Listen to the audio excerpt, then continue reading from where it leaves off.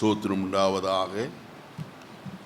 ஆசீர்வதிக்கப்பட்ட இந்த காலை வேளையிலே தேவ சமூகத்தில் கூடி வந்திருக்கிற உங்கள் யாவருக்கும், விசேஷமாய் வலைதளத்திலே நம்மோடு இணைந்திருக்கிறவர்களுக்கும், இதற்கு பின்பு இதை காண்கிற எல்லா கர்த்தருடைய பிள்ளைகளுக்கும் ஆண்டவரும் இரட்சகருமாய் இயேசு கிறிஸ்துவின் விலையேறப்பெற்ற நாமத்தினாலே வாழ்த்துக்களை கூறிக்கொள்கிறேன். இந்த நாளிலே கர்த்தர் மெய்யாகவே நம்முடைய நடுவில் இறங்கி வந்து என்னை தொட்டார் என்று சொல்கிற எத்தனை பேர் உண்டு? இவ்வளவுதானா? ஆராதனை கர்த்தர் மிகுதியும் ஆசீர்வதித்தார். உண்மையாகவே அது எனக்கு மிகுந்த ஆசீர்வாதமாய் காணப்பட்டது. இந்த காலையில் நான் சுகவீனமாய்த்தான், பயங்கரமான தலை வேதனை. ஆனாலும் ஆராதனையில் பாடி கர்த்தரை மகிமைப்படுத்தின போது மெய்யாகவே கர்த்தர் எனக்கு நல்ல விடுதலையை தந்து உங்கள் முன்பாக நிற்க கர்த்தர் பலன் தந்திருக்கிறார். அதற்காக கர்த்தரை ஸ்தோத்திரிக்கிறேன். இந்த காலையிலே நான் அனுதின தியான பகுதியில் நான் சிந்தித்த ஒரு வேத வசனம் இவ்விதமாக இருக்கிறது. யாத்திராகமத்தின் புஸ்தகம் 40ஆம் அதிகாரம் 33, 34, 35 வசனங்களை நான் வாசிக்க கேட்போம். பின்பு அவன் வாசஸ்தலத்தையும் பலிபீடத்தையும் சுற்றி பிரகாரத்தையும் நிறுத்தி பிரகாரத்தின் தொங்கு திரையையும் தொங்க வைத்தான். இவ்விதமாய் மோசே வேலையை முடித்தான். அப்பொழுது ஒரு மேகம் ஆசரிப்பு கூடாரத்தை மூடினது. கர்த்தருடைய மகிமை வாசஸ்தலத்தை நிரப்பிற்று. மேகம் அதன் மேல் தங்கி கர்த்தருடைய மகிமை வாசஸ்தலத்தை நிரப்பினதினால் மோசே ஆசரிப்பு கூடாரத்தில் பிரவேசிக்க கூடாமல் இருந்தது. கர்த்தருடைய பரிசுத்த நாமத்துக்கு ஸ்தோத்திரம். இந்த வசனத்தை இந்த காலை வேளையிலே இந்த வேத பகுதியை நான் தியானித்து கொண்டிருந்ததான வேளையிலே உண்மையாகவே இந்த காலையில் கர்த்தருடைய சமூகம் நம்முடைய மத்தியில் பலமாய் இறங்கினதை நான் உணர்ந்தேன். வேத வசனத்தில் சொல்லப்பட்டிருக்கிறது, மோசே தன் வேலையை செய்து முடித்தானா. அவனுக்கு கொடுக்கப்பட்ட வேலை எதுவோ அதை நேர்த்தியாய் செய்து முடித்தான். என்ன வேலை? யாத்திராகமம் 25:8 வாசிக்கும் போது, நான் அவர்கள் நடுவில் வாசம் பண்ண எனக்கு ஒரு பரிசுத்த ஸ்தலத்தை உண்டாக்குவார்களாக. மோசேக்கு கர்த்தர் மலையிலே காண்பிக்கப்பட்ட மாதிரியின்படியே எல்லாவற்றையும் செய்து முடிக்கிறவனாய் காணப்பட்டார்.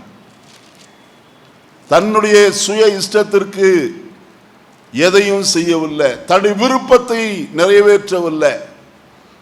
கர்த்தருடைய வசனத்தில் நான் வாசிப்போமானால், வசனத்தில் சொல்லப்பட்டிருக்கிற காரியம், மோசேக்கு கர்த்தர் என்ன மாதிரியை காண்பித்தாரோ அதே மாதிரியின்படி அவன் சகலவற்றையும் செய்து முடிக்கிறவனாய் காணப்பட்டான். நான் வசனத்தில் வாசிப்போமானால் வசனம் அதை தெளிவாய் சொல்கிறது. மலையிலே உனக்கு காண்பிக்கப்பட்ட மாதிரியின்படியே செய்ய நீ எப்படி இரு, எச்சரிக்கையாயிரு என்று சொல்லி எபிரேயர் 8ஆம் அதிகாரம் 5ஆம் வசனத்தில் சொல்லும் போது அதை சொல்லுகிறார். வாசிப்போமா? 8ஆம் அதிகாரம் 5வது வசனம் பின்பகுதியை மட்டும் வாசிங்க. மோசே கூடாரத்தை உண்டு பண்ண போகையில் மலையிலே உனக்கு காண்பிக்கப்பட்ட மாதிரியின்படியே எல்லாவற்றையும் செய்ய நீ எப்படி இரு, எச்சரிக்கையாயிரு. மலையிலே உனக்கு காண்பிக்கப்பட்ட மாதிரியின்படியே நீ எல்லாவற்றையும் செய்ய நீ எப்படி இரு, எச்சரிக்கையாயிரு. அதே ஸ்தேவான் தன்னுடைய கடைசி பிரசங்கத்தில் சொல்லும் போது அவர் இவ்விதமாய் சொல்லுகிறார். அப்போஸ்தலர் நடபடிகளின் புஸ்தகம் 7ஆம் அதிகாரம் 44வது வசனத்தை வாசி. மேலும் நீ பார்த்த மாதிரியின்படியே பாருங்கள், நன்றாய் கவனிக்க வேண்டும். இந்த வசனத்தின் 2 வசனத்தை உங்களுக்கு முன்பதாய் நான் நிறுத்தி வைத்திருக்கிறேன். ஒன்று, மலையிலே உனக்கு காண்பிக்கப்பட்ட மாதிரி. இங்கே ஸ்தேவான் சொல்லுகிறார், நீ பார்த்த மாதிரி. கர்த்தர் காண்பித்தார், மோசே அதை என்ன செய்தான்? பார்க்கிறவனாய் காணப்பட்டான்.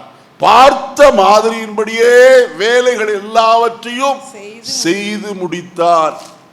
அவனுடைய வேலையை செய்து முடித்து விட்டான் கச்சிதமாய். அடுத்தது நடந்த காரியம் என்ன? வசனம் சொல்லுகிறது, அப்பொழுது அவன் எல்லா வேலையும் செய்து முடித்த பிறகு ஒரு மேகம் ஆசரிப்பு கூடாரத்தை என்ன செய்தது? கூடாரத்தை மூடினது. வெளியே கர்த்தருடைய மேகம் மூடிற்று. அடுத்தது கர்த்தருடைய மகிமை உள்ளேயும் வெளியேயும் கர்த்தருடைய மகிமையும் மேகமும் அந்த கூடாரத்தின் மேல் காணப்பட்டது. மூன்றாவது ஒரு காரியம் நடந்தது. அதுதான் டிராஜடி, ரொம்ப டிராஜடியான ஒரு காரியம். என்னது? வசனம் சொல்லுகிறது, மேகம் அதன் மேல் தங்கி கர்த்தருடைய மகிமை வாசஸ்தலத்தை நிரப்பினதினால் மோசே ஆசரிப்பு கூடாரத்துக்குள் உட்பிரவேசிக்க கூடாமற் போயிற்று. அப்படின்னா என்ன அர்த்தம்? நாம ஒரு வீட்டை கட்டுறோம், எல்லாம் மேசனை வைத்து, ஆசாரியை வைத்து, பிளம்பரை வைத்து, எலக்ட்ரீஷியனை வைத்து எல்லா வேலையும் செய்து முடிக்கிறோம்.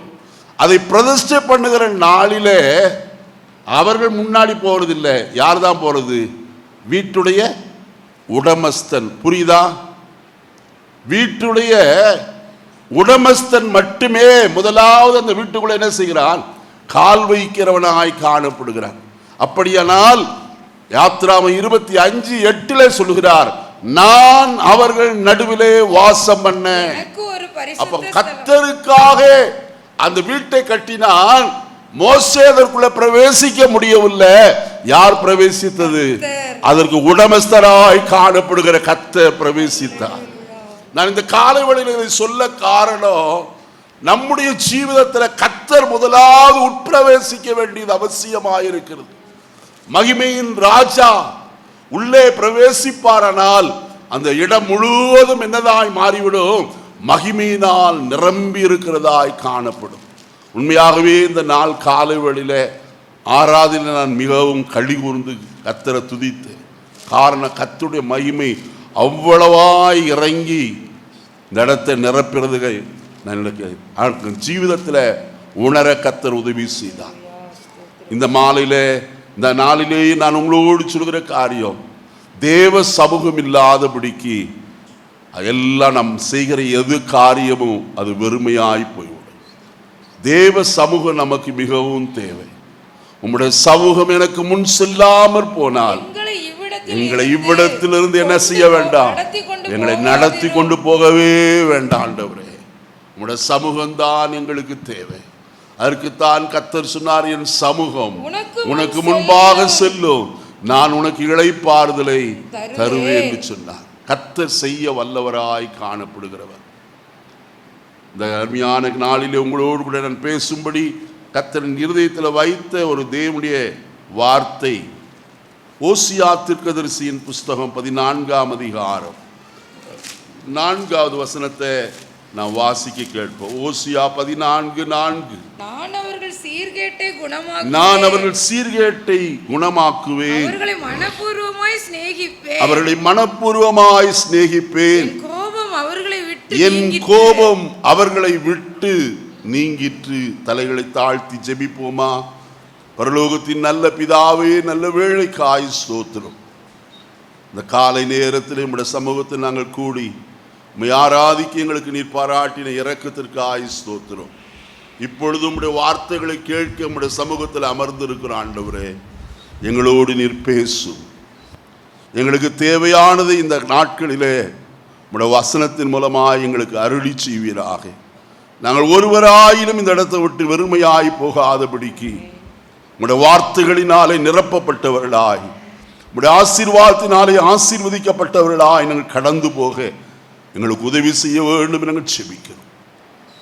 மகிமையின் ராஜா, இந்த அறை வீட்டுக்குள்ள பிரவேசித்திருக்கிறீர். மெய்யாகவே கிரியை செய்ய போவதற்காக ஸ்தோத்திரம். எல்லா துதியும் கனமும் மகிமையும் உமக்கு மாத்திரம் செலுத்துகிறேன். இரட்சகர் நாமத்தில் தாழ்மையோடு கொண்டு ஒரு நல்ல பிதாவே, ஆமென். கர்த்தருடைய பரிசுத்த நாமத்துக்கு ஸ்தோத்திரம் உண்டாகட்டும். ஓசியா தீர்க்கதரிசியின் புஸ்தகம் 14ஆம் அதிகாரம் 4வது வசனத்தை நான் வாசிக்க கேட்டோம். இங்கே சொல்லப்பட்டிருக்கிற வார்த்தை, நான் அவர்கள் சீர்கேட்டை குணமாக்குவேன், நான் அவர்களை மனப்பூர்வமாய் சிநேகிப்பேன், என் கோபம் அவர்களை விட்டு நீங்கிற்று.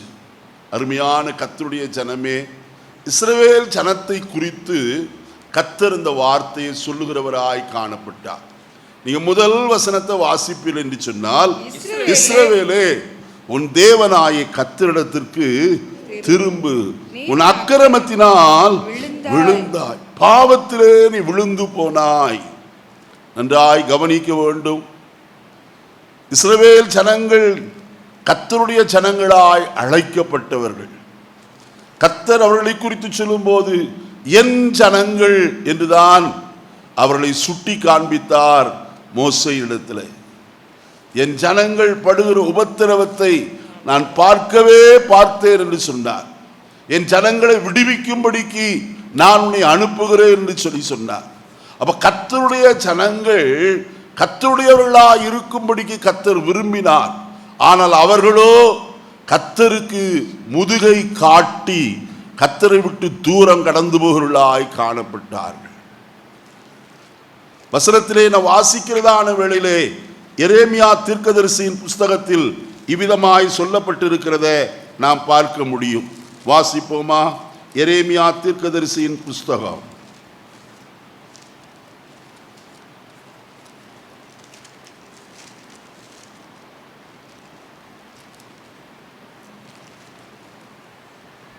3ஆம் அதிகாரம் 14வது வசனத்தை முதலாவது வாசிப்போம். 3:14. சீர்கெட்ட பிள்ளைகளே, சீர்கெட்ட பிள்ளைகளே, திரும்புங்கள் என்று கர்த்தர் சொல்லுகிறார். நான் உங்கள் நாயகர், நான் உங்கள் நாயகர், நான் உங்களை ஊரில் ஒருவனும், நான் உங்களை ஊரில் ஒருவனும், வம்சத்தில் 2 பேருமாக தெரிந்து, வம்சத்தில் 2 பேருமாக தெரிந்து கொண்டு, சீயோனுக்கு அழைத்துக் கொண்டு வந்து, உங்களை சீயோனுக்கு அழைத்துக் கொண்டு வந்து, உங்களுக்கு என் இருதயத்துக்கு ஏற்ற மேய்ப்பர்களை, உங்களுக்கு என் இருதயத்திற்கு ஏற்ற மேய்ப்பர்களை கொடுப்பேன். அவர்கள் உங்களை அறிவோடும் புத்தியோடும் என்ன செய்வார்கள்? மேய்ப்பார்கள் என்று எழுதப்பட்டிருக்கிறது நான் வாசிக்கிறோம். கர்த்தர் சீர்கெட்ட பிள்ளைகளை திரும்புங்கள் என்று சொல்ல காரணம் என்ன? அவர்கள் கர்த்தரை விட்டு என்ன செய்தார்கள்? சோரம் போகிறவர்களாய் காணப்பட்டார்கள். கர்த்தரையே முற்றும் விட்டு விட்டார்கள். அவர் செய்த கிரியைகளை, அவர் செய்த அற்புதங்களை முற்றிலுமாய் என்ன செய்தவர்கள்? மறந்து போனவர்களாய் காணப்பட்டார். அவர்களை பார்த்தான் கர்த்தர் சொல்கிறார், சீர்கெட்ட பிள்ளைகளே என்ன செய்யுங்கள்? திரும்புங்கள். அருமையானே, என் ஜனங்களோ 2 காரியங்களை செய்தார்கள். என்ன காரியம்? தண்ணீர் இருக்காத என்னை விட்டு விட்டார்கள். வெடிப்புள்ள தொட்டிகளை என்ன செய்தார்கள்? தங்களுக்கு வெட்டி கொண்டார்கள். என்னையும் விட்டார்கள், வெடிப்புள்ள தொட்டிகளையும் என்ன செய்தார்கள்? வெட்டி கொண்டார்கள். அப்படிப்பட்ட ஜனத்தை பார்த்துத்தான் கர்த்தர் திரும்பு என்று சொல்லி சொல்லுகிறார். இங்கே வசனத்தில் வாசித்த ஓசியாவின் புஸ்தகத்தில் சீர்கெட்ட இஸ்ரவேல், வாசிங்க, இஸ்ரவேலே உன் தேவனாய கர்த்தரிடத்திற்கு என்ன செய்? திரும்பு. நீ அக்கிரமத்தினால் என்ன செய்தாய்? விழுந்தாய். போதுமா? நான் அவர்கள் சீர்கேட்டை குணமாக்குவேன். சீர்கேடு என்றால் சரியாய் ஆங்கிலத்தில் சொல்ல வேண்டுமானால் பேக் ஸ்லைடிங் என்று சொல்லி சொல்லப்படுது. பின்மாறி போகிற அனுபவம். கர்த்தரை விட்டு விட்டார்கள். கொஞ்சம் கொஞ்சமாய் தாங்கள் செய்கிறதில் திருப்தி அடைந்து கர்த்தரையே விட்டு விட்டார்கள்.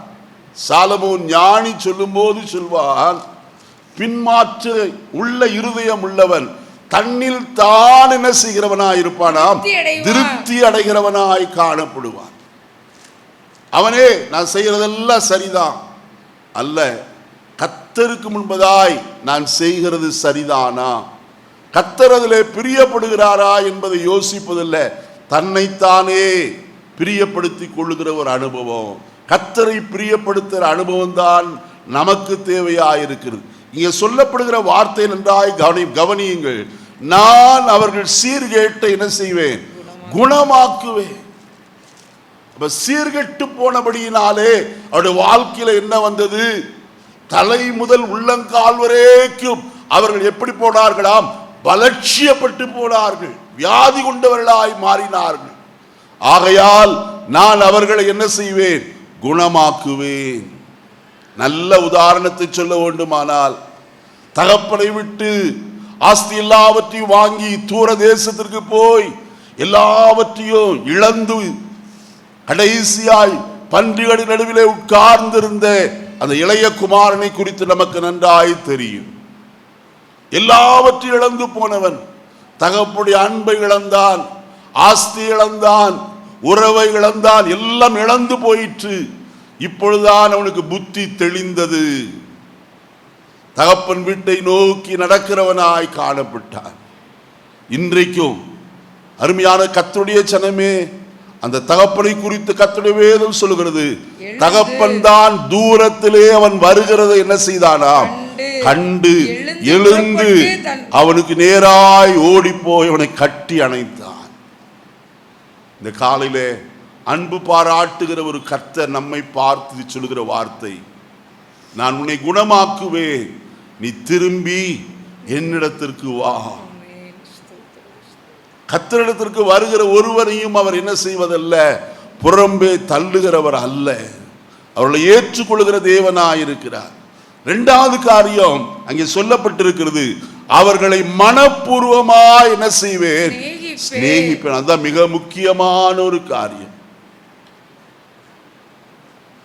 ஏதாவது ஒரு குற்றம் செய்து விட்டால் நம்மிடத்தில் காணப்படுகிற அன்பு குறைந்து போகிறது.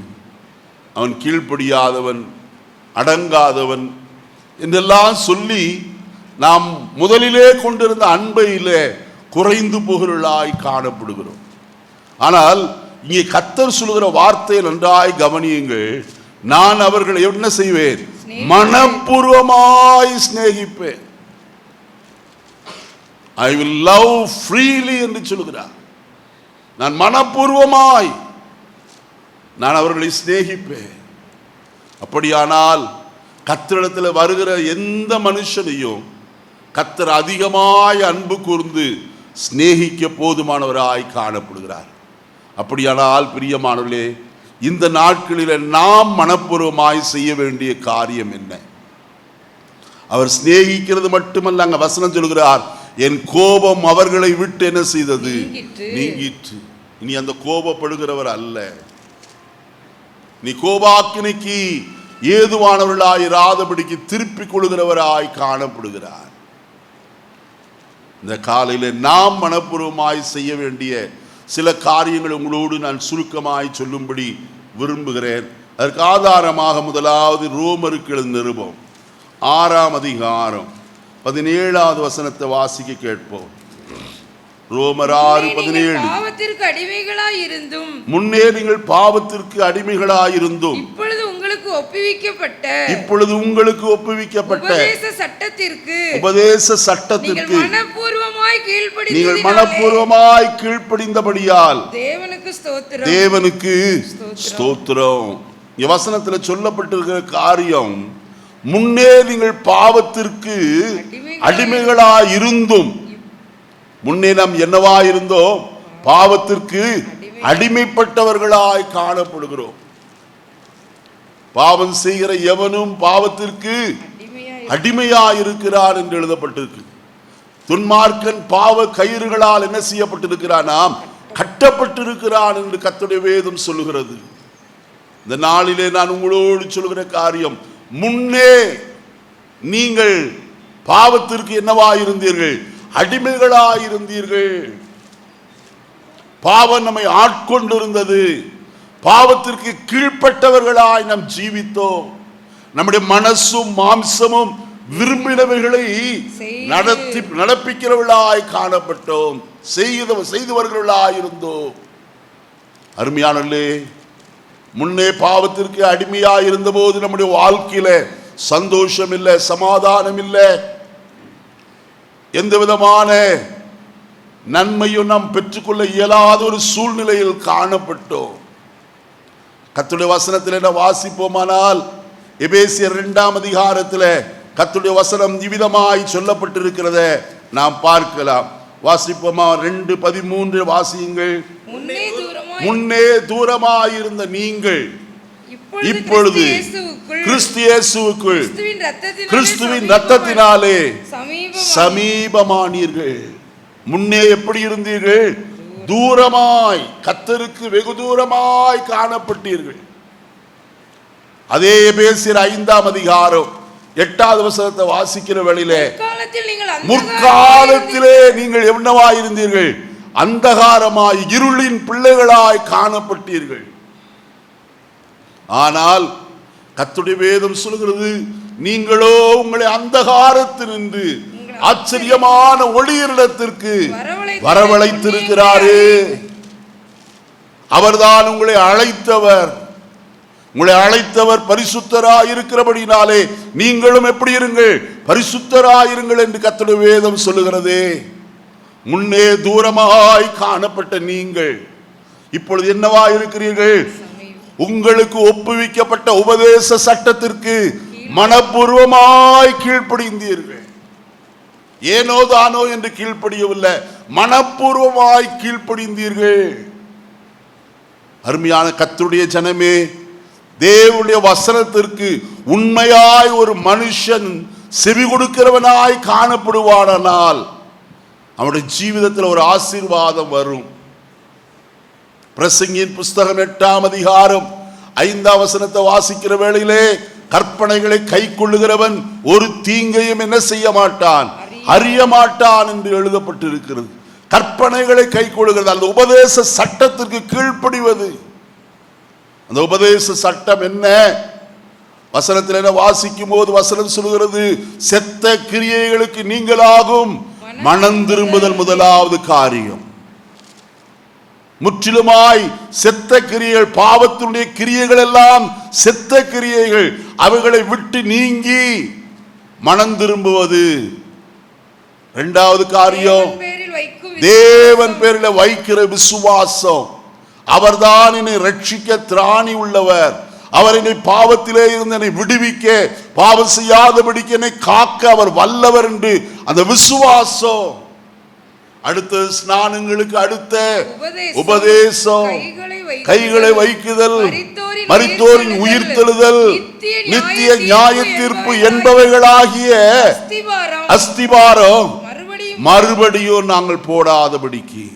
இதெல்லாம் உபதேச சட்டங்களாய் காணப்படுகிறது. இதற்கு நீங்கள் கீழ்ப்படிந்தீர்கள். எப்படி கீழ்ப்படிந்தீர்கள்? மனப்பூர்வமாய் கீழ்ப்படிந்தீர்கள். கீழ்ப்படிந்தபடியினாலே நீங்கள் இப்பொழுது யாராய் இருக்கிறீர்கள்? தேவனோடு கூட தேவனுடைய பிள்ளைகளாய் நாம் காணப்படுகிறோம். வசனம் சொல்லுகிறது, அவருடைய நாமத்தின் மேல் விசுவாசம் உள்ளவர்களாகி அவரை ஏற்றுக்கொண்டவர்கள் எத்தனை பேர்களோ அத்தனை பேர்களும் தேவனுடைய பிள்ளைகள் ஆகும்படிக்கு அவர்களுக்கு என்ன கொடுத்தார்? அதிகாரம் கொடுக்கிறவராய் காணப்பட்டார். என்னை கேட்கிற கர்த்தருடைய ஜனமே, நிராகரிக்கப்படுவதற்கு ஏதுவாய் நாம் காணப்பட்டோம். தள்ளிவிடப்படுவதற்கு ஏதுவாய் காணப்பட்ட நம்மை தான் கர்த்தர் அழைத்த போது உபதேச சட்டத்திற்கு கீழ்ப்படிந்து அவரோடு கூட நாம் ஒப்புரவானோம். ஒப்புரவானபடியினாலே நாம் அவருடைய பிள்ளைகளாய் மாற்றப்பட்டு இருக்கிறோம். நன்றாய் கவனியுங்கள். கர்த்தருடைய வேதத்தில் தள்ளப்பட்ட அநேகர் உண்டு. 1 சாமுவேலின் புஸ்தகம் 16ஆம் அதிகாரம் 1 வசனத்தில் வாசிக்கும் போது, நான் புறக்கணித்து தள்ளின சவுலுக்காக நீ எந்த மட்டும் எப்படி இருப்பாய்? துக்கித்து கொண்டிருப்பாய் என்று சொல்லி சொன்னார். கர்த்தரால் புறக்கணிக்கப்பட்ட, தள்ளிவிடப்பட்ட ஒரு ராஜா சவுல் ராஜா. காரணம், கர்த்தருடைய சத்தத்திற்கு அவர் என்ன செய்யவில்லை? கீழ்ப்படியவில்லை. இரண்டாவது ஒரு அருமையான ராஜாத்தி ஒருவள் இருந்தால், எஸ்தரின் புஸ்தகத்தில் வஸ்தி என்று சொல்லப்படுகிற ராஜாத்தி. அவள் ராஜாவுடைய வார்த்தைக்கு கீழ்ப்படியாதபடினாலே ராஜா அவளை ராஜாத்தியாய் இராதபடிக்கு என்ன செய்தான்? தள்ளிவிடுகிறவனாய் காணப்பட்டான். அருமையானவர்களே, கர்த்தருக்கு பிரியமில்லாத காணிக்கையை கொண்டு வந்த காயினை குறித்து கர்த்தருடைய வசனத்தில் வாசிக்கிறோம். அவன் காணிக்கையின் பேரிலே தேவன் பிரியமற்றவராய் காணப்பட்டு அவன் காணிக்கையை கர்த்தர் செய்யவில்லை, அங்கீகரிக்கவில்லை. இனி எத்தனை நாம் சொல்லலாம். நர்மையான காலை வேளையில ஏசாயா தீர்க்கதரிசியின் புஸ்தகம் 58ஆம் அதிகாரத்தில் வாசிக்கும் போது கர்த்தர் தள்ளிவிட்ட உபவாசத்தை குறித்து சொல்லுகிறார். இதுவோ எனக்கு உகந்த உபவாசம். கர்த்தருக்கு உகந்த உபவாசம் செய்யாதபடிக்கு காணப்பட்டவர்கள். மல்கியா தீர்க்கதரிசியின் புஸ்தகம் 1ஆம் அதிகாரத்தில் வாசிக்கும் போது நான் ஏசாவை வெறுத்தேன், யாக்கோபையோ என்ன செய்தேன், சிநேகித்தேன் என்று சொல்கிறார். இத்தனை பேரும் தள்ளிவிடப்பட்டவர்களாய் காணப்பட்டவர்கள். ஏசா தள்ளிவிடப்பட்ட மனிதர்களே மாதிரியானவன். ராஜாவிலே சவுல் தள்ளிவிடப்பட்டவன். பெண்களிலே தள்ளிவிடப்பட்ட வஸ்தி ராஜாத்தியாயிராதபடிக்கு. உபவாச ஜெபம் தள்ளிவிடப்பட்டது, கர்த்தருக்கு பிரியமற்ற உபவாச ஜெபம். இன்னைக்கு நம்முடைய வாழ்க்கையிலே நாம் தள்ளிவிடப்பட்டவர்களைப் போல அல்ல. கர்த்தர் நமக்கு மனம் திரும்புகிறதற்கு நல்ல சந்தர்ப்பங்களை தந்திருக்கிறார். திரும்ப என்னிடத்தில், நான் உன்னை மனப்பூர்வமாய் சிநேகிக்கிறேன், நீ என் உபதேச சட்டத்திற்கு கீழ்ப்படிந்தால் போதும், என் கோபம் உன்னை விட்டு என்ன செய்யும், நீக்கப்படும். நம்மிலே எத்தனை பேர் கர்த்தர் அன்றைக்கு உண்மையாய் திரும்பும்படிக்கு விரும்புகிறோம்? உண்மையான மனப்பூர்வமான திரும்புதல் தேவன் எதிர்பார்க்கிற காரியமாக இருக்கிறது. இரண்டாவது காரியத்துக்குள்ள கடந்து போவோம். லேவியராகமத்தின் புஸ்தகம் 22ஆம் அதிகாரம் 29வது வசனத்தை வாசிக்க கேட்போம். லேவியராகமம் 22:29வது வசனம். கர்த்தருக்கு ஸ்தோத்திர பலியை செலுத்துவீர்களானால் மனப்பூர்வமாய் அதை செலுத்துவீர்களாக. அருமையானே, உபதேச சட்டத்திற்கு மனப்பூர்வமாய் கீழ்ப்படிதல்.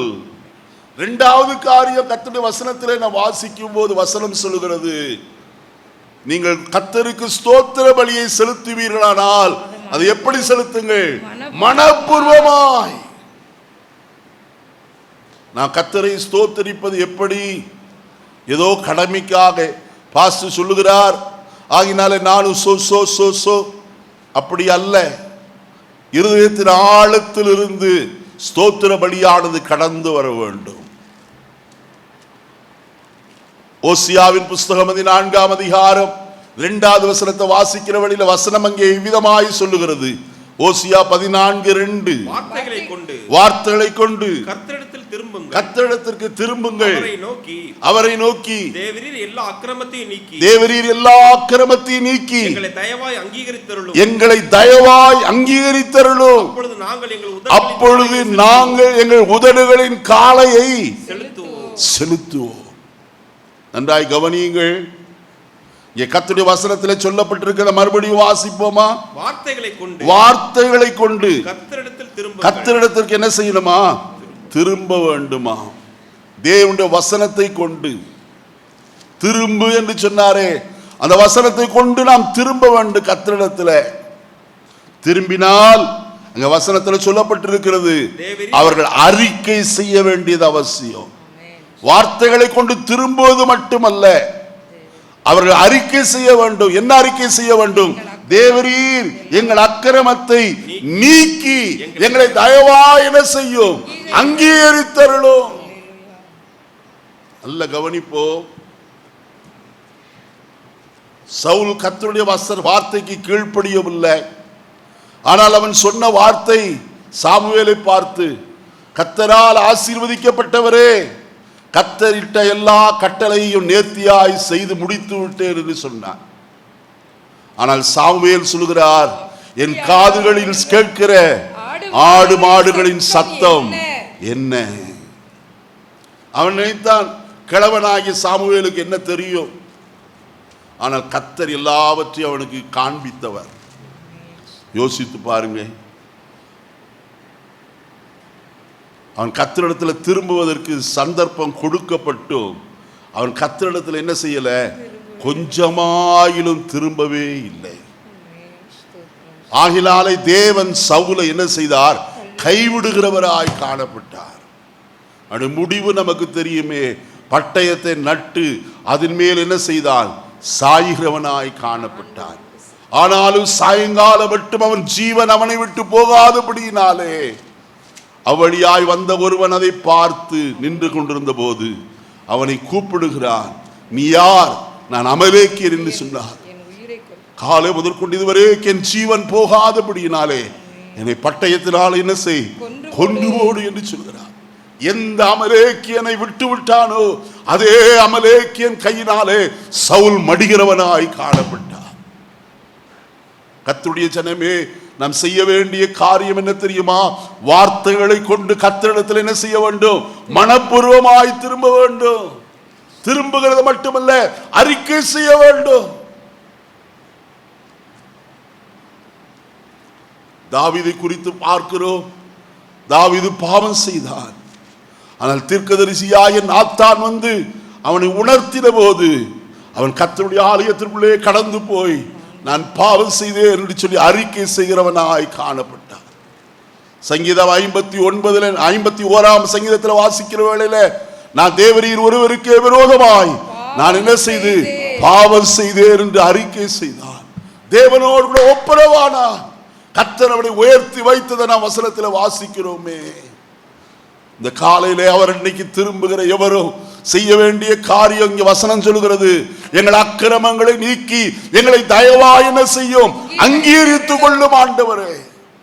மூன்றாவது காரியம், அப்பொழுது நாங்கள் உதடுகளின் காளையை உமக்கு செலுத்துவோம்.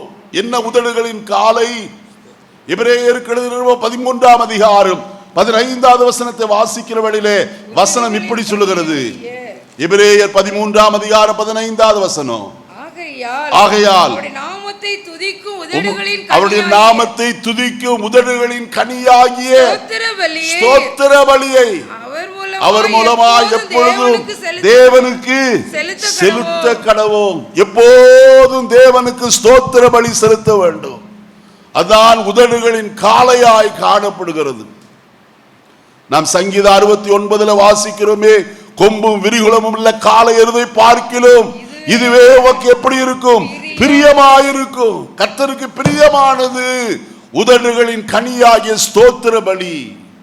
எவ்வளவாய் நாம் ஸ்தோத்திரிக்கிறோம். இதற்கு கிரயம் கொடுக்க வேண்டிய அவசியம் இல்லையே. இதற்காக எங்காயிலும் போய் உட்கார்ந்து கொண்டுதான் சொல்ல வேண்டும் என்ற அவசியம் இல்லையே. நம்முடைய வேலையை செய்து கொண்டே கர்த்தரை ஸ்தோத்திரித்துக் கொண்டே இருக்கலாம். இருதயத்தில் ஸ்தோத்திர பலி எழும்புமானால் நான் ஒன்று சொல்லுகிறேன். 2 கொரிந்தியர் 4ஆம் அதிகாரம் 15வது வசனத்தில் சொல்லப்பட்ட பிரகாரம் கிருபை உங்களுடைய வாழ்க்கையிலே பெருகிறதாய் காணப்படும். தேவ கிருபை, தேவனுடைய மகிமை விளங்குவதற்கு ஏதுவாய் கிருபையானது அநேக ஸ்தோத்திரத்தினாலே என்ன செய்யும்? நீங்க ஸ்தோத்திர பலி செலுத்தி கொண்டே இருங்கள். நடக்கிற காரியம் என்ன? தேவ மகிமை உங்களிலே விளங்குகிறதாய் காணப்படும். தேவனுடைய செயலை நீங்கள் காண்பீர்கள். கர்த்தரை ஸ்தோத்திரம் பண்ணுவோம். எவ்வளவாய் ஸ்தோத்திரிக்கிறோமோ அவ்வளவாய் ஸ்தோத்திரம் பண்ணுவோம். அதுக்குன்னு வேகமாய் ஒரு நாளைக்கு 10,000 ஸ்தோத்திரம் ஸ்தோத்திரம் ஸ்தோத்திரம் ஸ்தோத்திரம் ஸ்தோத்திரம் அப்படி இல்லை. மெதுவாய் ஸ்தோத்திரம் பண்ணினால் போதும். கர்த்தர் அந்த ஸ்தோத்திரத்தில் பிரியமுள்ளவராயிருந்து நிச்சயமாய் நம்மை ஆசீர்வதிக்கிறவராய் காணப்படுவார். அப்ப ஸ்தோத்திர பலி செலுத்துகிறதா இருந்தால் எப்படி செலுத்த வேண்டும்? மனப்பூர்வமாய், உள்ளத்திலே உற்சாகத்தோடு விருப்பத்தோடு கர்த்தருக்கு ஸ்தோத்திர பலி செலுத்த வேண்டியது அவசியம். மூன்றாவது காரியத்துக்குள்ள போவோம். வாசிப்போமே.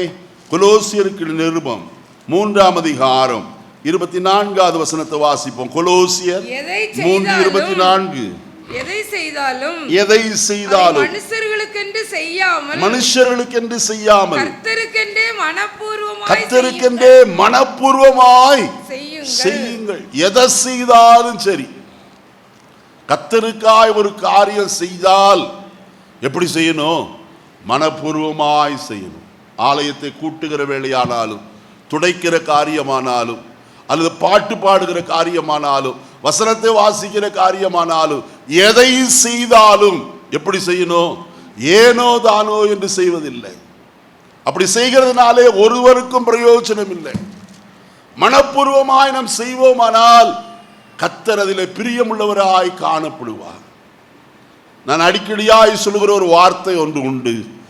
அருமையான அப்போஸ்தலனாகிய பவுலடியார் தீமோத்தேயுக்கு சொல்லும்போது அவர் இவ்விதமாய் சொல்லுவார், இப்படி உதவிக்காரனுடைய ஊழியத்தை நன்றாய் செய்கிறவர்கள் தங்களுக்கு நல்ல நிலையையும் கிறிஸ்து இயேசுவை பற்றும் விசுவாசத்திலோ மிகுந்த தைரியத்தை அடைவார்கள் என்று எழுதப்பட்டிருக்கிறது. இந்த வசனத்தை வாசிப்போமா? 1 தீமோத்தேயு 3ஆம் அதிகாரம் 13வது வசனம். எல்லாரும் எடுத்துக்கொள்வோம். 1 தீமோத்தேயு 3:13. இந்த வசனத்தை மறுபடியும் நான் வாசிக்கலாம். இப்படி உதவிக்காரனுடைய ஊழியத்தை நன்றாய் செய்கிறவர்கள் தங்களுக்கு நல்ல நிலையையும் கிறிஸ்து இயேசுவை பற்றும் விசுவாசத்தில் மிகுந்த தைரியத்தையும் அடைவார்கள். என்ன ஊழியம்? உதவிக்காரனுடைய ஊழியம். அமலேக்கியர் ரெவித்தீமிலே இஸ்ரவேலருக்கு விரோதமாய் கடந்து வந்தார்கள். யாத்திராகமத்தின் புஸ்தகம் 17ஆம் அதிகாரத்தில் வாசிக்கிறோம். அப்பொழுது மோசே யோசுவாவை பார்த்து சொல்லுவார், நீ மனுஷரை தெரிந்து கொண்டு நமக்காக யுத்த களத்தில் போய் யுத்தம் பண்ணு என்று சொல்கிறார். அதோடு கூட விட்டுவிடவில்லை. நானோ மலையின் உச்சியிலே தேவனுடைய கோலை நான் ஏந்தி கொண்டு என்ன செய்வேன்? அங்கே கர்த்தருடைய சமூகத்தில் நிற்பப்பா. நீ யுத்தத்துக்கு போ, நான் சும்மா இருக்க மாட்டேன். நான் கர்த்தருடைய சமூகத்தில் தேவனுடைய கோலை பிடித்து கொண்டிருப்பேன். மோசையோடு கூட ஆரோனும் ஊரும் சென்றார்கள். 2 பேரும் போய் அங்கே மோசேக்கு உதவியாய் காணப்பட்டார்கள். மோசேயுடைய கை உயர்ந்திருக்கும் போது இஸ்ரவேலர் மேற்கொண்டார்கள். அவன் கைகள் தளர்ச்சி அடைந்து கீழே தாழ விட்ட போது அமலேக்கியர் மேற்கொண்டார்கள். இதை 2 பேரும் பார்த்தார்கள், ஆரோனும் ஊரும். நடந்த காரியம் என்ன? வசனத்தில் இவ்விதமாய் சொல்லப்பட்டிருக்கிறது. ஒரு கல்லை கொண்டு வந்து வைத்து அதன் மேல் மோசேயை உட்கார வைத்து சூரியன் அஸ்தமிக்கு வரைக்கும் மோசேயின் கைகளை 2 பேரும் ஆளுக்கு ஒரு கையை உயர்த்தி பிடித்திருந்தார்கள். அமலேக்கியர் முற்றிலும் சங்கரிக்கப்பட்டார்கள். இதற்கு கர்த்தர் ஏதாயிலும் ரிவார்டு கொடுத்தாரா? கர்த்தர் கனப்படுத்தினாருங்க. தேவனுக்கு என்று எதை செய்தாலும் கர்த்தர் அந்த மனுஷனை கனப்படுத்துகிறவராய் காணப்படுகிறவர். ஆரோனுக்கு கிடைத்தது பிரதான ஆசாரியனுடைய பட்டம் கிடைத்தது. அவனுக்கும் அவன் சந்ததிக்கும் அந்த என்றைக்கும் இருக்கிறதானே நித்திய ஆசாரிய பட்டம் அவனுக்கு கிடைத்தது. அடுத்தவனுக்கு என்ன கிடைச்சதுன்னு கேட்கலாம். அவர் வேற ஊருக்கு என்னையா கிடைத்தது? ஊரின் வம்சத்தை கர்த்தர் கனப்படுத்துகிறவராய் காணப்பட்டார். வசனத்தை வாசிப்போமா? யாத்திராகமத்தின் புஸ்தகத்தில் வசனம் இவ்விதமாய் சொல்லப்பட்டிருக்கிறத நாம் பார்க்கலாம். 35ஆம் அதிகாரம் 30வது வசனத்தை பாருங்கள். 35:30 யாத்திராகமம். பின்பு மோசே வாசிங்க. இஸ்ரவேல் புத்திரரை நோக்கி பாருங்கள், கர்த்தர் யூதாவின் கோத்திரத்தில் ஊரின் மகனான ஊரியின் குமாரன் பெசலெயேலை பெயர் சொல்லி அழைத்தார். எவ்வளவு பெரிய ஆசீர்வாதத்தை பாருங்க. ஒரு சிறிய வேலைதான் செய்தான். கைகளை உயர்த்தி பிடித்திருந்த போது தாங்கி கொண்டு நின்றான். ஊர் கர்த்தர் ஊரின் குமாரனாகிய ஊரியின் குமாரன் பெசலெயேலை அவர் பெயர் சொல்லி அழைத்து, அடுத்த வசனம் சொல்கிறது, அவன் விசித்திரமான வேலைகளை யோசித்து செய்யவும், பொன்னிலும் வெள்ளியிலும் வெண்கலத்திலும் வேலை செய்யவும், வெட்டி பதிக்கவும், சித்திர வேலை செய்து சகல விதமான வேலைகளை செய்யவும், அவனுக்கு ஞானத்தையும் புத்தியையும் அறிவையும் அருளி அவனை சகலவித வேலைகளை செய்யும்படி தேவ ஆவியினால் அவனை என்ன செய்தார்? கரங்களை உயர்த்தி அல்லேலூயா சொல்லுவோம். ஒரு சிறிய வேலையானாலும் தேவன் அவருடைய நற்கிரியை மறக்கிறதற்கு தேவன் அநீதி உள்ளவர் அல்ல. எபிரேயர் 6ஆம் அதிகாரம் 10ஆம் வசனத்தை வாசிக்கிற வேளையிலே கர்த்தருடைய வசனம் இவ்விதமாய் சொல்லுகிறது. வாசிப்போமா?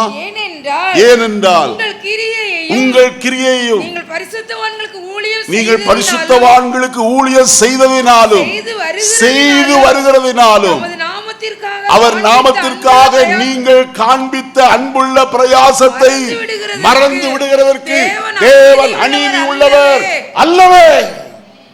கர்த்தருடைய பிள்ளையே, நீ சிறிதும் பெரிதுமான வேலையை செய்தாலும் கர்த்தருடைய ஆலயத்தில் அதற்குரிய எல்லா ஆசீர்வாதங்களையும் கர்த்தருக்கு தருகிறவர்.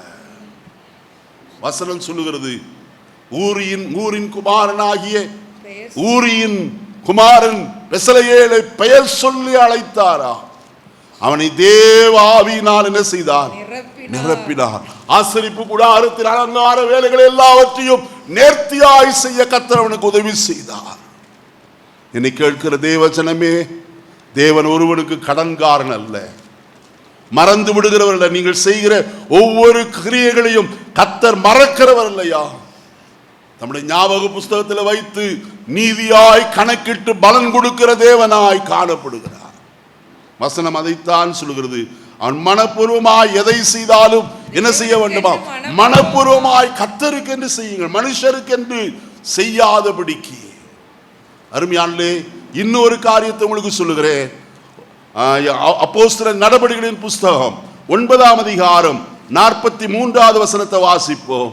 அப்போஸ்தலர் 9:43. பின்பு அவன் யோப்பா பட்டணத்திலே தோல் பதனிடுகிறவனாகிய சீமோன் என்னும் ஒருவனிடத்தில் அநேக நாள் என்ன செய்திருந்தான்? தங்கியிருந்தான். வசனத்தில் வாசிக்கிற வேளையில யோப்பா பட்டணத்தில் தோல் பதனிடுகிறவனாகிய சீமோனுடைய வீட்டில் அநேக நாள் தங்கியிருந்தான். நடந்தது என்ன? வசனத்தில் வாசிக்கும் போது, யோப்பா பட்டணத்தில் அங்கே பேதுரு இருக்கிறார் என்று கேள்விப்பட்டு ஆள் அனுப்பி என்ன செய்தார்களாம்? அங்கே தொற்கால் என்று சொல்லப்பட்ட அவள் மரித்து போன போது அவளை ஆள் அனுப்பி வரவழைத்தார்கள். பேதுரு வந்து அவளை உயிரோடு கூட எழுப்பினதை நான் வசனத்தில் வாசிக்கிறோம். அவள் உயிரோடு எழுப்ப காரணமாக இருந்தது என்ன தெரியுமா? அங்க வசனத்துல வாசிக்கிறோம். 39வது வசனத்தை வாசிக்கிறோம். எழுந்து அவர்களுடனே கூட போனான். அவன் போய் சேர்ந்த போது அழைத்து கொண்டு போனார்கள். அப்பொழுது விதவைகள் எல்லாரும் அழுது தொற்கால் தங்களுடனே கூட இருக்கையில் செய்திருந்த அங்கிகளையும் வஸ்திரங்களையும் காண்பித்து அவனை சூழ்ந்து நின்றார்கள். பேதுரு எல்லாரையும் வெளியே போக செய்து முழங்கால் படியிட்டு ஜெபம் பண்ணி திரும்பி தபித்தாலே எழுந்திரு என்றான். அப்பொழுது அவள் கண்களை திறந்து பேதுருவை பார்த்து உட்கார்ந்தாள். வசனத்தில் வாசிக்கும் போது வசனம் சொல்லுகிறது, அவளுடைய நற்கிரியை நிமித்தம் மறுபடியும் பூமியிலே ஜீவிக்க கர்த்தர் அவளுக்கு ஆயுசு நாட்களை கொடுத்தார். அப்போஸ்தலர் 10ஆம் அதிகாரத்தில் கொர்நேலியு என்று சொல்லப்பட்ட ஒரு மனுஷனை குறித்து நான் வசனத்தில் வாசிக்கிறோம். அவன் தேவ பக்தியுள்ள மனுஷன், கர்த்தருக்கு பயந்து காணப்பட்டவன். அவன் ஜனங்களுக்கு மிகுந்த தான தர்மங்களை எல்லாம் செய்து வந்தவன். நடந்த காரியம் என்ன? ஒரு நாளிலே கர்த்தருடைய தூதன் அவனுடைய வீட்டுக்கு வந்து, கொர்நேலியுவே, நீ யோப்பா பட்டணத்திற்கு ஆள் அனுப்பி அங்கே தோல் பதனிடுகிறவன் ஆகிய சீமோனுடைய வீட்டில் சீமோன் என்று பெயர் கொண்ட பேதுரு இருக்கிறார், அவனை என்ன செய்? வரவழை. அவன் உனக்கு ரட்சிப்புக்கு ஏற்றவைகளை என்ன செய்வான்?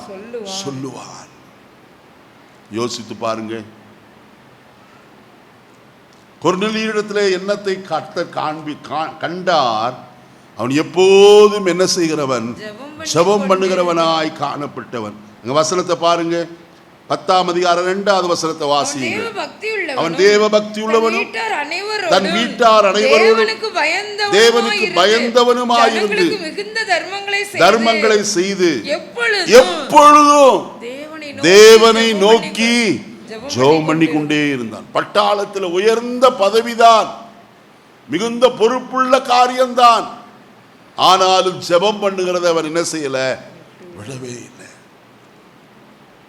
அதனாலே அவனும் அவன் வீட்டாரும் என்ன செய்ய நேர்ந்தது, ரட்சிக்கப்பட நேர்ந்தது.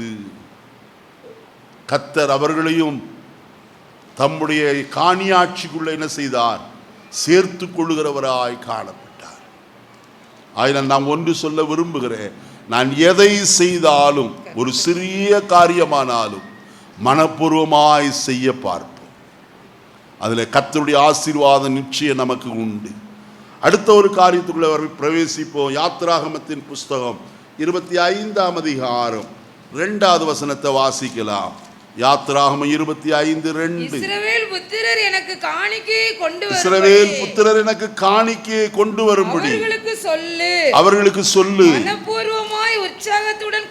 மனப்பூர்வமாய் உற்சாகத்துடன் கொடுப்பவன் எவனோ அவனிடத்தில் எனக்கு காணிக்கையை வாங்குவீர்களாக. வசனத்தில் சொல்லப்பட்டிருக்கிற காரியம், கர்த்தருக்கு ஆசரிப்பு கூடாரம் செய்ய வேண்டும், ஆலய கட்டுமான வேலை. இந்த வேலைக்கு தேவையான பொருளாதாரம் எங்கோ இருந்து வருவதல்ல, அங்கே கர்த்தரால் அழைக்கப்பட்ட ஜனத்திடத்திலிருந்து கர்த்தர் எதிர்பார்க்கிறார். அதனால்தான் அங்கே சொல்லுகிறார், இஸ்ரவேல் புத்திரர் எனக்கு காணிக்கை கொண்டு வரும்படி அவர்களுக்கு என்ன செய், சொல்லு. மனப்பூர்வமாய் உற்சாகத்துடன் கொடுப்பவன் எவனோ அவனிடத்திலே காணிக்கையை என்ன செய், வாங்குவீர்களாக. அப்ப கர்த்தருக்கு காணிக்கை கொடுப்பது கூட எப்படிதான் கொடுக்க வேண்டும், உற்சாகமாய் மனப்பூர்வமாய் கொடுக்க வேண்டும்.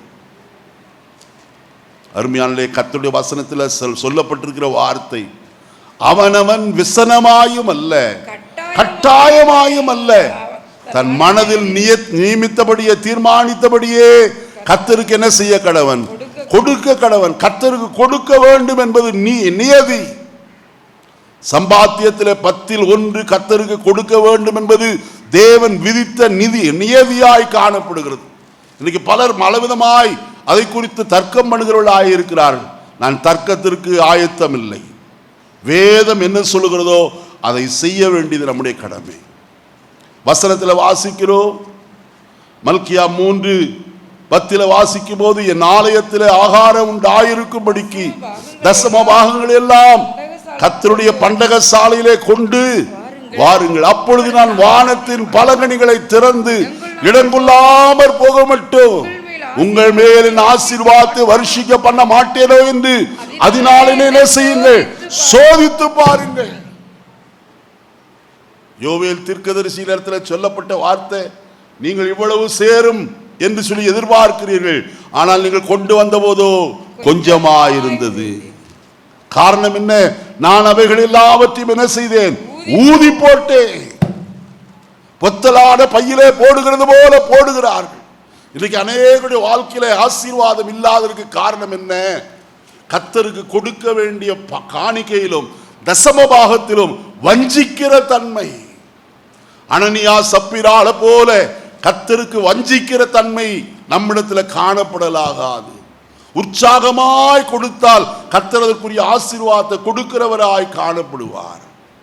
கொடுத்த எத்தனையோ பேரை நான் கண்டிருக்கிறவர்கள் எல்லாரும் ஆசீர்வதிக்கப்பட்டிருக்கிறது. இந்த காலை வழியிலே நான் ஒன்று சொல்ல விரும்புகிறேன், கர்த்தர் மோசேயை கொண்டு சொல்கிறார், மனப்பூர்வமாய் உற்சாகத்துடன் கொடுப்பவன் எவனோ அவனிடத்தில் என்ன செய்வாயாக, காணிக்கை வாங்குவாயாக. காணிக்கை எங்கே கொண்டு வந்து கொடுக்க வேண்டும், கர்த்தருடைய பண்டக சாலையிலே கர்த்தருக்கு கொடுக்க வேண்டும், ஆலயத்திலே. அப்பொழுதுதான் ஆகாரம் உண்டாயிருக்கும் என்று எழுதப்பட்டிருக்கிறது.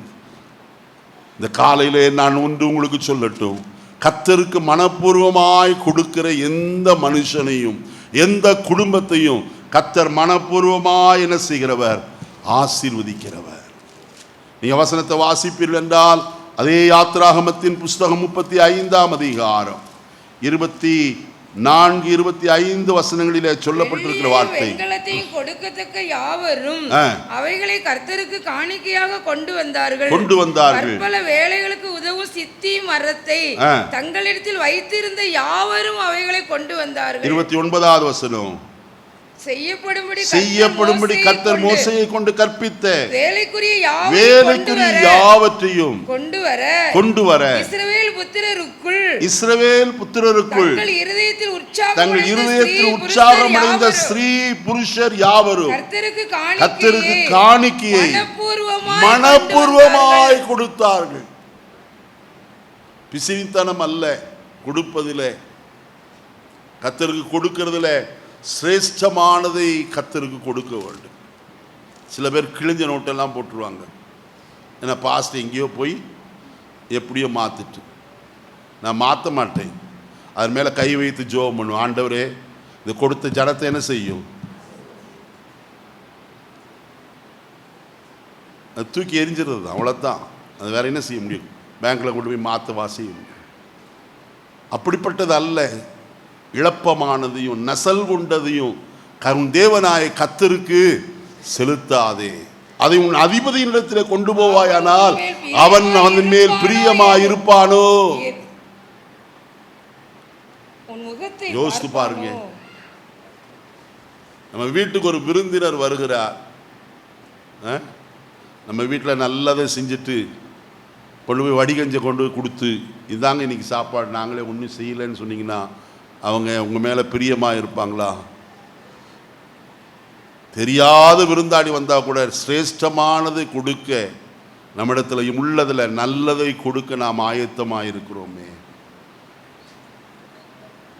கர்த்தருடைய வசனத்தில் என்ன வாசிக்கிறோம்? பொல்லாதவர்களாகி நீங்கள் உங்கள் பிள்ளைகளுக்கு நல்ல ஈவுகளை கொடுக்க அறிந்திருக்கும் போது பரமபிதாவானவர் தம்மிடத்தில் வேண்டிக் கொள்வர்களுக்கு அதிக நன்மையானவர்களை கொடுப்பது நிச்சயம் அல்லவா?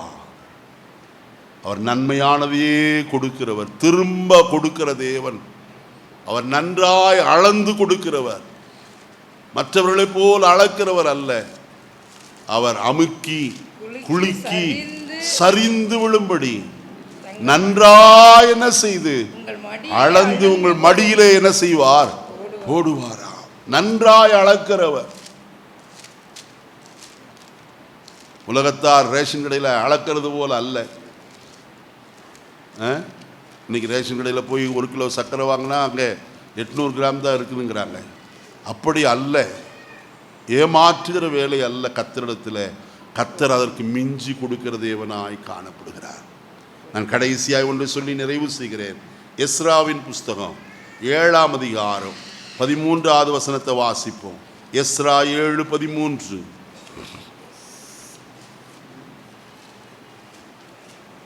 நம்முடைய ராஜ்யத்தில் இருக்கிற இஸ்ரவேல் ஜனத்திலும் அதன் ஆசாரியரிலும் லேவியரிலும் உன்னோடு கூட எருசலேமுக்கு போக மனப்பூர்வமாய் இருக்கிற யாவரும் போகலாம் என்று நம்மாலே உத்தரவாகிறது. நல்ல கவனிக்கணும் கர்த்தருடைய வசனத்தை.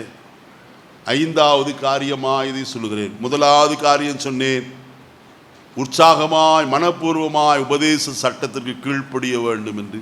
2வது மனப்பூர்வமாய் ஸ்தோத்திர பலி செலுத்த வேண்டும் என்று சொன்னேன். 3வது மனப்பூர்வமாய் எதை செய்தாலும் மனப்பூர்வமாய் செய்ய வேண்டும் என்று சொன்னேன். 4வது காரியம் மனப்பூர்வமாய் கர்த்தருக்கு கொடுக்க வேண்டும் என்று சொன்னேன். இங்க மனப்பூர்வமாய் செய்ய வேண்டிய காரியம் என்ன?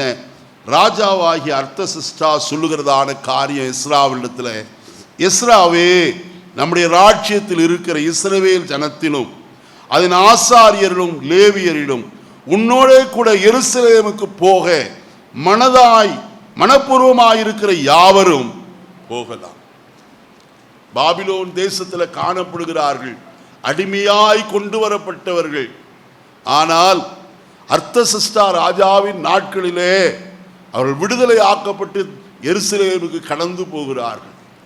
அப்படி போகிற கூட்டத்திலே வேதபாரகனாய் எஸ்ராவும் கடந்து போகிறான். அதற்கு முன்னே கடந்து போனவன் தான் நெகேமியா. இப்ப எஸ்ராவின் காலத்தில் இரண்டாவது ஒரு கூட்டம் கடந்து போகிறது எருசலேமுக்கு. அப்பொழுதுதான் ராஜா சொல்கிறார், உன்னோடே கூட எருசலேமுக்கு போக மனதா இருக்கிற யாவரும் போகலாம் என்று நம்மாலே என்ன செய்கிறது, உத்தரவு பிறப்பிக்கப்படுகிறது. எருசலேம் என்று சொன்னால் தேவனுடைய நகரம் என்று நமக்கு தெரியும். அங்கே சங்கீதம் 122 வாசிக்கும் போது எருசலேம் இசைவினைப்பான நகரமா என்ன செய்யப்பட்டிருக்கிறது, கட்டப்பட்டு காம்பாக்ட் சிட்டி, எல்லா வசதிகளும் அடங்கின ஒரு நகரம் தான் எருசலேம் நகரம். எருசலேமின் மேன்மையை நிறைய சொல்லி கொண்டு போகலாம். அதுல ஒரு காரியம், எருசலேமில் என்ன உண்டு, கர்த்தருடைய ஆலயம் உண்டு. லூக்கா 2ஆம் அதிகாரத்தில் அந்த எருசலேமின் ஆலயத்திற்கு தான் குழந்தையாய் இயேசுவை அவர்கள் எல்லாரும் கொண்டு போய் கர்த்தருக்கு கொடுப்பதற்காக, கர்த்தருக்கென்று குழந்தையை அர்ப்பணிப்பதற்காக, பலி செலுத்துவதற்காக கொண்டு போனார்கள் என்று வசனத்தில் வாசிக்கிறோம். எங்கே, எருசலேமின் தேவாலயத்திலே. அருமையானே, அவர் கொண்டு போய் கர்த்தருக்கென்று மன்னிக்கணும் அர்ப்பணிக்கிறதான அந்த காலகட்டத்தில் சிமியோன் என்று சொல்லப்பட்டதான ஒரு தேவ மனுஷன் அந்த நேரத்தில் அவ்விடத்தில் என்ன செய்தான், வந்திருந்தான். பரிசுத்த ஆவியானவர் அவனை என்ன செய்தபடினாலே, ஏவினபடியினாலே என்று எழுதப்பட்டிருக்கு. அவனுக்கு ஒரு வாக்குத்தத்தம் கொடுக்கப்பட்டிருந்தது, கிறிஸ்துவை நீ காணும் முன்னே என்ன செய்ய மாட்டாய், மரிக்க மாட்டாய் என்று. அவன் எருசலேமின் தேவாலயத்தில் இயேசு கிறிஸ்துவை தரிசிக்கிறவனாய் காணப்பட்டான். அதே ஆலயத்தில் பானுவேலின் குமாரத்தியாகிய அன்னாள் என்று சொல்லப்பட்ட 84 வயதுடைய ஒரு விதவை தாய் ஒருவில், அவளும் அங்கே இருந்த அந்நேரத்திலே அவளும் வந்து அவரை குறித்து எல்லாருக்கும் பிரசித்தம் பண்ணுகிறவளாய் காணப்பட்டார். யோசித்து பாருங்க, கர்த்தருடைய ஆலயம் இருக்கிற இடம், அந்த ஆலயம் அருமையானே தீக்கிரையாக்கப்பட்டது பாபிலோன் ராஜாவாகிய நேபுகாத் நேச்சாராலே. ஆனால் திரும்ப அது நெகேமியாவினாலே ஆலய அந்த எருசலேமின் பட்டணத்தின் வாசல்கள் கட்டப்பட்டது. எஸ்ராவினாலே கர்த்தருடைய ஆலயம் என்ன செய்யப்பட்டது, கட்டப்பட்டது. அந்த ஆலயத்தில் கர்த்தருடைய மகிமை விளங்கிற்று. எஸ்ராதற்கு அஸ்திபாரம் போட்ட போது முதிர் வயதான எல்லாரும் அழுகிறவளாய் காணப்பட்டார்கள். கர்த்தருடைய மகிமை அங்கே வெளிப்பட்டதை நாம் பார்க்க முடியும். இந்த காலை வேளையில் நான் ஒன்று சொல்கிறேன், எருசலேமுக்கு போக வாஞ்சையாயிருக்கிற, மனப்பூர்வமாய் வாஞ்சையாயிருக்கிற நம்மில எத்தனை பேர் உண்டு? நான் இந்த எருசலேமாகிய இந்த பூமிக்குரிய எருசலேமை குறித்து சொல்லவில்லை, பரம எருசலேமுக்கு போக ஆயத்தமாயிருக்கிறவர்கள் நம்மில எத்தனை பேர் உண்டு? நெகேமியாவின் புஸ்தகத்தில் வாசிக்கிற வழியில 11ஆம் அதிகாரம் 2வது வசனத்தில் இப்படி சொல்லப்பட்டிருக்கிறது எருசலேமை குறித்து. வாசிப்போம். ஆனாலும் எருசலேமிலே குடியிருக்கிற மனப்பூர்வமாய் சம்மதித்த மனுஷர்கள் எல்லாரும் ஜனங்கள் என்ன செய்தார்கள், எருசலேமுக்கு போவது மட்டுமல்ல, எருசலேமிலே என்ன செய்வதாம், குடியிருப்பதற்கு போக வேண்டும். அப்போஸ்தலனாகிய பவுல் அந்த குடியிருப்பை குறித்து சொல்கிறார். நம்முடைய குடியிருப்போ பரலோகத்தில் இருக்கிறது. அங்கே இருந்து நம்முடைய கர்த்தராகிய இயேசு கிறிஸ்து என்ற இரட்சகர் வர நாம் என்ன செய்து கொண்டிருக்கிறோம், எதிர்பார்த்து கொண்டிருக்கிறோம். அந்த பரம எருசலேமுக்கு போக நம்மில எத்தனை பேர் மனப்பூர்வமாய் கர்த்தருக்கு ஜீவிக்க நம்மை ஆயத்தப்படுத்தி இருக்கிறோம்? என்னை கேட்கிற அருமையான கர்த்தருடைய ஜனமே, இந்த எருசலேமுக்கு போக அநேகர் ஆயத்தமாயிருக்கிறார்கள். நம்முடைய ஆசை நித்திய ராட்சியமாகிய பரம எருசலேம். அங்க வசனத்தில் வாசிக்கும் போது கர்த்தருடைய வசனம் விதமாய் சொல்லப்பட்டிருக்கிறத நாம் பார்க்கலாம். அதை மட்டும் நான் சொல்லி நிறைவு செய்யும்படியாய் நான் விரும்புகிறேன். வாசிப்போமா? வெளிப்படுத்தின விசேஷம் 21ஆம் அதிகாரம் 10வது வசனத்தை வாசிப்போம். பெரிதும் உயரமுமான ஒரு பர்வதத்தின் மேல் என்னை ஆவியில் கொண்டு போய் தேவனுடைய மகிமை அடைந்த எருசலேமாகிய பரிசுத்த நகரம் பரலோகத்தை விட்டு தேவனிடத்திலிருந்து இறங்கி வருகிறதை எனக்கு என்ன செய்தான்? நீ வீட்டுல போய் அதனுடைய மேன்மை எல்லாம் வாசிங்க. 21ஆம் அதிகாரத்தை முழுவதும் வாசித்தீங்கன்னா அந்த பரம எருசலேம் எவ்வளவு மேன்மையான ஒரு நகரம். அதன் வீதி எல்லாம் என்னவா இருக்கிறதாம்? பசும்பொன்னா இருக்கிறது. அந்த அஸ்திபாரம் எல்லாம் விலையேறப்பெற்ற முத்துக்களால் காணப்படுகிறது. அங்கே கர்த்தருடைய ஆலயம் இருக்கிறது என்று எழுதப்பட்டிருக்கிறத நாம் பார்க்கிறோம். அங்க வசனத்தை வாசிப்போம். 22வது வசனம் 21லிருந்து வாசிங்க. 12 வாசல்களும் 12 முத்துக்களாய் இருந்தது. ஒவ்வொரு முத்தாய் இருந்தது. நகரத்தின் வீதி தெளிவுள்ள பளிங்கு போல சுத்த பொன்னாய் இருந்தது. அதிலே தேவாலயத்தை நான் கண்டேன். சர்வ வல்லமையுள்ள தேவனாகிய கர்த்தரும் ஆட்டுக்குட்டியானவருமே அதற்கு ஆலயம். நகரத்திற்கு வெளிச்சம் கொடுக்க சூரியனும் சந்திரனும் அதற்கு வேண்டுவதில்லை. தேவனுடைய மகிமையே அதை பிரகாசித்தது. ஆட்டுக்குட்டியானவரே அதற்கு விளக்கு. ஹல்லேலூயா, ஹல்லேலூயா, ஹல்லேலூயா. அதில் யார் பிரவேசிப்பார்களாம்? ரட்சிக்கப்படுகிற ஜனங்கள் அதன் வெளிச்சத்திலே நடப்பார்கள். நீங்களும் நானும் அந்த பரம எருசலேமிலே நடைபோட நம்மை ஆயத்தப்படுத்துவோம். நம்முடைய கண்களை அடைத்து கர்த்தரை நோக்கி பார்ப்போமா? என்னை கேட்கிற அருமையான கர்த்தருடைய ஜனமே, உன்னை மனப்பூர்வமாய் சிநேகிப்பேன் என்று சொன்னாரே. கர்த்தரால் நாம் சிநேகிக்கப்பட வேண்டுமானால் நாம் மனப்பூர்வமாய் செய்ய வேண்டிய காரியம் 5 காரியத்தை உங்களோடு சொன்னேன். 1, உபதேச சட்டத்திற்கு கீழ்ப்படிய வேண்டும். வசனத்திற்கு கீழ்ப்படிந்து பரிசுத்த வாழ்க்கை வாழ வேண்டும். 2வது காரியம், மனப்பூர்வமாய் ஸ்தோத்திர பலி செலுத்த வேண்டும். 3வது காரியம், எதை செய்தாலும் அதை கர்த்தருக்கென்று மனப்பூர்வமாய் செய்ய வேண்டும். 4வது காரியம், கர்த்தருக்கு கொடுக்கிறதுல மனப்பூர்வமாய் உற்சாகத்தோடு கொடுக்க வேண்டும்.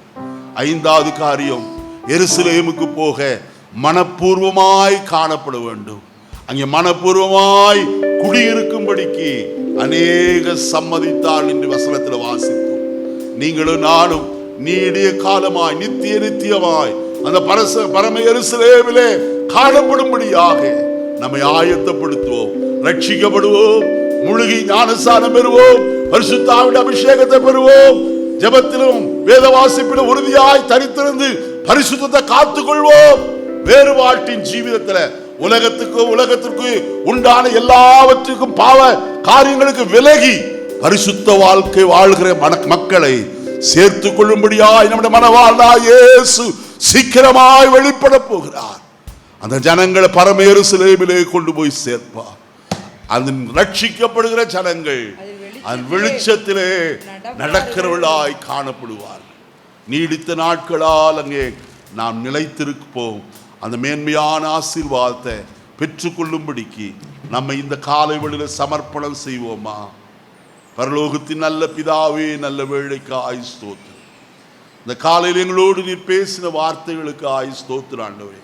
மனப்பூர்வமாய் உன்னை சிநேகிப்பேன் என்று சொன்னீரே. மெய்யாகவே நீர் எங்களை மனப்பூர்வமாய் சிநேகிக்கிறவர் ஆண்டவரே. உம்முடைய சிநேகத்தின் ஆழம், நீளம், வீதி, உயரம் இன்னதென்று நாங்கள் ஆராய்ந்து அறிய முடியாது ஐயா. அவ்வளவா எங்கள் மேல நீர் நேசத்தை ஆண்டவரே, உம்முடைய அன்பை எங்கள் மேல வைத்திருக்கிறீர். கர்த்தாவே, நம்முடைய திருக்குமாரனாகிய இயேசுவை இந்த உலகத்திற்கு அனுப்பி சிலுவை மரத்திலே அவரை கர்த்தாவே பாடுபடும்படியாய் கர்த்தாவே அவரை அர்ப்பணித்து அவர் சிலுவையிலே சிந்தின இரத்தத்தின் மூலமாய் தம்முடைய அன்பை எங்களிலே விளங்க பண்ணினீரே. பாவிகளாய் எங்களை ஆண்டவரே, துரோகிகளாய் எங்களை, சத்துருக்களாய் இருந்த எங்களை உம்முடைய கல்வாரியின் சிநேகம் அண்டைக்கு இழுத்து கொண்டதற்காய் ஸ்தோத்திரம். எங்களை கழுவினீரே, சுத்திகரித்தீரே, உம்முடைய பிள்ளையாய் மாற்றினீரே. நாங்கள் மனப்பூர்வமாய் செய்ய வேண்டிய காரியத்தை செய்து நித்திய ராஜ்யத்துக்குள்ள பிரவேசிக்க எங்கள் ஒவ்வொரு கணக்கர்கள் செய்வீரார். கர்த்தருடைய கரத்தில் அர்ப்பணிக்கிறோம். துதி கனமகிமை செலுத்துகிறோம். இயேசுவின் நாமத்தில் வாழ்த்தி துதிக்கிறோம் நல்ல பிதாவே. ஆமென்.